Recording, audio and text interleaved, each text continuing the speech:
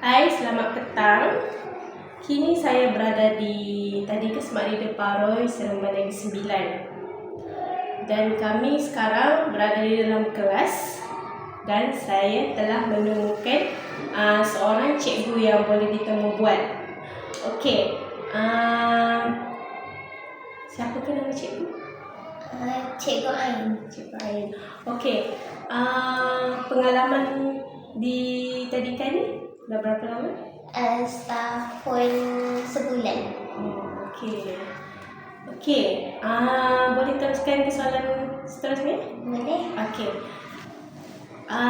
Bagaimana kemudahan dan infrastruktur ACT mempengaruhi pelaksanaan pembelajaran digital di prasekolah? Okey, kemudahan yang tidak mencukupi seperti komputer ataupun laptop yang terhad, capaian internet yang lemah serta kekurangan perisian pendidikan yang menyebabkan cabaran utama. Hal ini menyebabkan pembelajaran digital tidak dapat dijalankan secara konsisten dan berkesan. Okey.